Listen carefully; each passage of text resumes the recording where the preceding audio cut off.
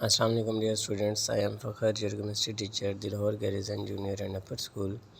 बेटा, जैसे कि आपको मालूम है आपका लास्ट टेस्ट चैप्टर 16 का था, तो नेक्स्ट टेस्ट आपका चैप्टर 9 से स्टार्ट होगा, केमिकल इक्विलिब्रियम स्टेट।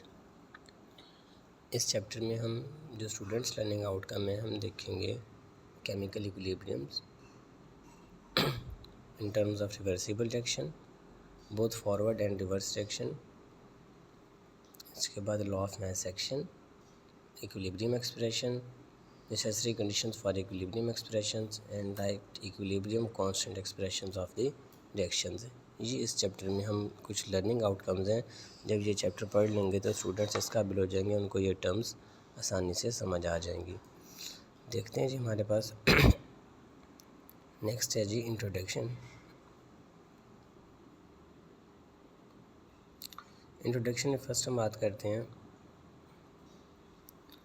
एक डेफिनेशन दी हुई है सेकंड लाइन में केमिकल रिएक्शन की। ये केमिकल रिएक्शन की डेफिनेशन आपने लाजमी याद करनी है। मैं यहाँ पे इसको अंडरलाइन भी कर देता हूँ ताकि आपको आसानी से नज़र आ जाए।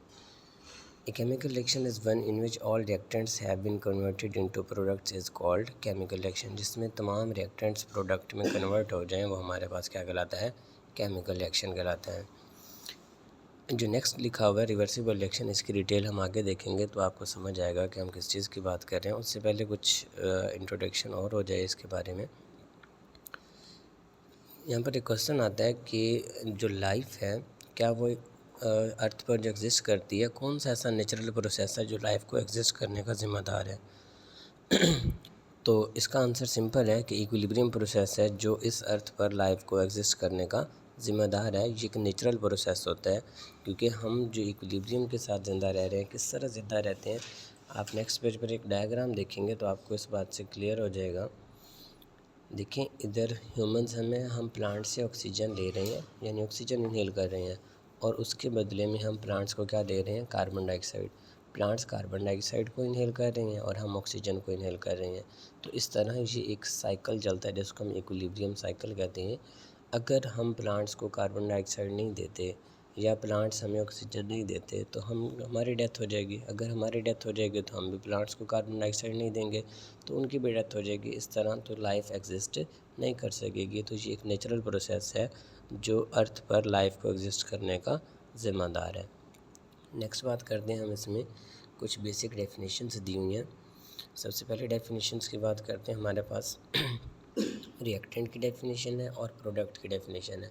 ऐसा सब्सटेंस जो कंबाइन हो रहा हो उसको हम क्या कहते हैं, रिएक्टेंट, और उसके नतीजे में जो नया सब्सटेंस बन रहा हो उसको हम क्या कहते हैं, प्रोडक्ट। देखें, यहाँ पर नीचे इसी के नीचे एक एग्जांपल दी हुई है। एग्जांपल से हमें आइडिया हो जाएगा। एग्जांपल में H2 और O2 ये दोनों सब्सटेंस कंबाइन हो रहे हैं। इसका मतलब जो सब्सटेंस कंबाइन हो रहा होता है वो रिएक्टेंट कहलाता है, और इसके नतीजे में जो नया सब्सटेंस बन रहा है वो वाटर है। तो ये हमारा क्या हो जाएगा, प्रोडक्ट। 2H2 + O2 रिएक्टेंट होंगे और 2H2O क्या होगा, प्रोडक्ट। ये हमारे पास पहले दो डेफिनेशन है, difference between reactant and product. Next बात करेंगे, जो रिएक्शंस होती हैं, रिएक्शंस हमेशा दो तरह के होंगे, या तो रिएक्शन इरिवर्सिबल रिएक्शन होगा या रिएक्शन आपके पास रिवर्सिबल होगा। तो सबसे पहले उसने इरिवर्सिबल रिएक्शन के बारे में बताया कि इरिवर्सिबल रिएक्शन क्या है। ये मैंने इसको अंडरलाइन कर दी, इसकी डेफिनेशन है, most of the reactions in which products do not recombine to form reactants are called irreversible reaction. जैसा कि नाम से ज़ाहिर हो रहा है, इरिवर्सिबल, ऐसा जो रिवर्स ना हो सके। रिवर्स से क्या मुराद है, रिवर्स से मुराद है कि जब रिएक्टेंट है वो अगर दोबारा वापस प्रोडक्ट में कन्वर्ट हो जाते हैं तो आपका रिएक्शन रिवर्सिबल होगा। अगर ये प्रोडक्ट वापस रिएक्टेंट में कन्वर्ट नहीं होते तो आपका रिएक्शन इरिवर्सिबल होगा।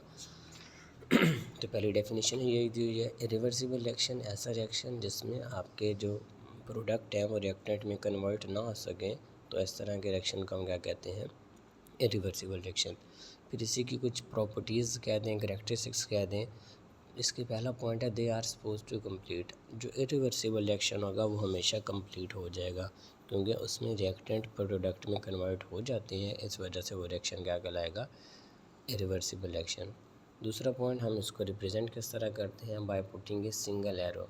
हम क्या करेंगे, सिंगल एरो लगा देंगे किसी भी रिएक्शन के दौरान अगर एक सिंगल एरो लगा हुआ तो इसका मतलब ये रिएक्शन हमारे पास क्या होगा, इरिवर्सिबल। ये उसकी करैक्टरिस्टिक्स में आ जाता है, उसकी पहचान में आ जाता है कि उसकी रिप्रेजेंटेशन में आ जाता है, हम उसको किस तरह रिप्रेजेंट करते हैं। नेक्स्ट डेफिनेशन हमारे पास है रिवर्सिबल रिएक्शन।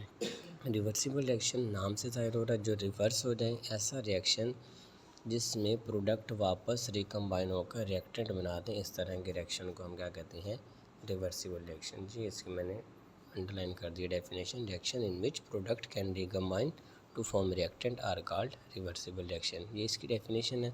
सेम इसकी कुछ प्रॉपर्टीज़ हैं। प्रॉपर्टीज़ में क्या है, they never go to completion, ये कभी कंप्लीट नहीं होगा क्योंकि वापस रिवर्स आ जाता है। अगर वापस रिवर्स आएगा तो वो रिएक्शन कंप्लीट नहीं होगा।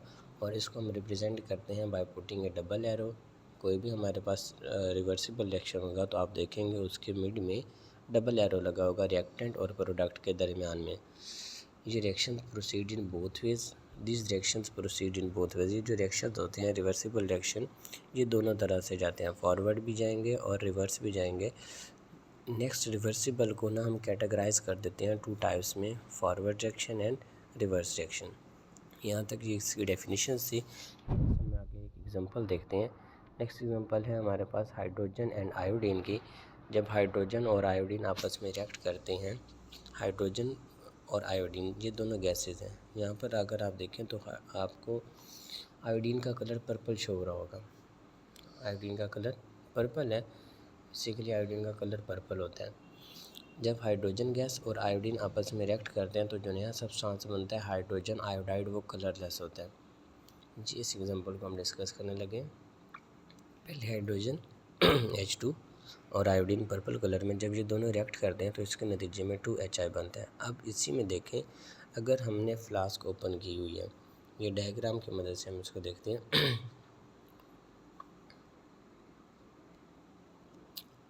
इस फ्लास्क में हमारे पास है हाइड्रोजन गैस और आयोडीन गैस। जैसे जैसे ये आपस में रिएक्ट करेंगे तो उसके नतीजे में जो नया सब्सटेंस बनेगा वो होगा हमारे पास हाइड्रोजन आयोडाइड। अब आयोडीन हमारे पास पहले पर्पल कलर की होती है, जैसे ही हाइड्रोजन गैस के साथ रिएक्ट करेगी तो उसके नतीजे में हाइड्रोजन आयोडाइड गैस बन जाएगी। अब वो कलरलेस होगी। हम ज़ाहरी तौर पर देखकर हमें पता चल जाएगा जब तक आयोडीन का पर्पल कलर शो हो रहा है इसका मतलब रिएक्शन फॉरवर्ड है। जब सारा पर्पल कलर ख़त्म हो जाएगा, हाइड्रोजन आयोडाइड बन जाएगा, तो हमें पता चल जाएगा सारा रिएक्टेंट किस में कन्वर्ट हो गया, प्रोडक्ट में। अब होता क्या है, क्योंकि फ्लास्क ऊपर से क्लोज़ होती है, जो प्रोडक्ट होता है वो वहाँ से बाहर नहीं जा सकता। कुछ टाइम बाद प्रोडक्ट वापस नीचे आ जाएगा। जब वापस नीचे आएगा हम थोड़ा सा इसको हीट करेंगे, जो हाइड्रोजन आयोडाइड गैस बनी है वो अगेन वापस कन्वर्ट हो जाएगी किस में, हाइड्रोजन गैस में और आयोडीन गैस में। और थोड़ी देर बाद आप देखेंगे कि आयोडीन का जो पर्पल कलर है वो दोबारा शो होना शुरू हो गया, दोबारा ज़ाहिर हो जाएगा। इसका मतलब अब रिएक्शन क्या होना स्टार्ट हो गया, रिवर्स होना स्टार्ट हो गया। इस तरह रिएक्शन फॉरवर्ड भी होते हैं और रिवर्स भी होते हैं। ये सिर्फ रिवर्सिबल रिएक्शन में होगा। इरिवर्सिबल रिएक्शन तो वापस कंबाइन ही नहीं हो रहा, उसमें इस तरह का कोई फिनोमिना नहीं होगा। तो जो हमारे पास रिवर्सिबल रिएक्शन है उसकी 2 टाइप्स हो गई, forward reaction and reverse reaction.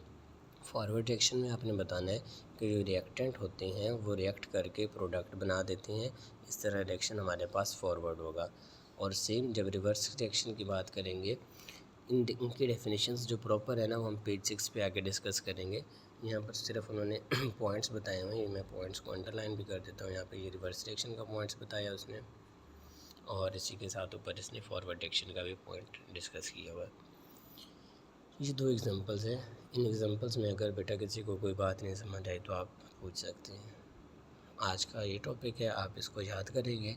Next एक दूसरी एग्जांपल है, फिर हम उसको एक्सप्लेन करते हैं। थैंक यू, अल्लाह हाफिज़।